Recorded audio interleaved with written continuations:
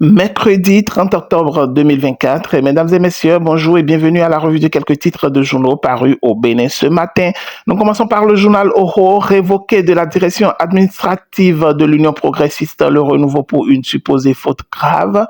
Quel vent réel a-t-il emporté la baobab Rondonoubo de son poste, s'interroge le journal. Tribunal de Cotonou, une dame jugée pour avoir reçu un transfert Momo d'un téléphone volé. Nous continuons avec décryptage info, marché mondial des matières premières, le surplus pétrolier pourrait amortir l'impact d'un conflit élargi au Moyen-Orient.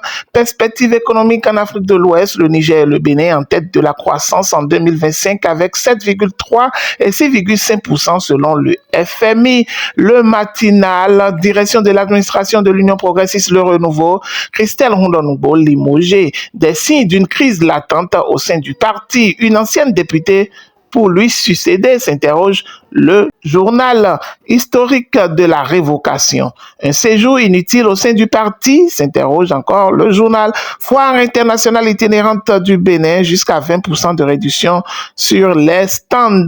Journal L'Indépendant, la collecte des ordures désormais payante, ce que devront débourser les ménages.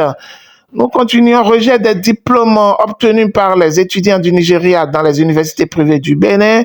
Le ministre nigérian de l'Éducation limogé pour ses comptes vérités. Les EPS du Bénin ne délivrent pas de faux diplômes. Plusieurs universités privées sont agréées et autorisées au Bénin. Le Paraclet. Coopération Bénin-Chine, la 6e édition du prix de l'excellence, récompense 54 étudiants. Le Béninois libéré, Ghana, à quelques jours de l'élection présidentielle, une candidate décède. Justice, 2 jeunes risquent 5 ans de prison pour recel d'un sac contenant 300 millions de francs CFA. Dabarou, projet EUTAF pour l'implémentation de la ZLECAF, mise en œuvre par la GIZ, les entreprises privées de l'UOMOA aguerries pour la conquête du marché continental. Nord-Sud quotidien, enseignement secondaire des filles, 3,5 milliards de francs CFA par an pour la gratuité. Natitengu, une mobilisation pour l'action climatique. Fraternité, contrôle des numéros des taximotos et des taxes à payer, les émigrants à la croisée des chemins.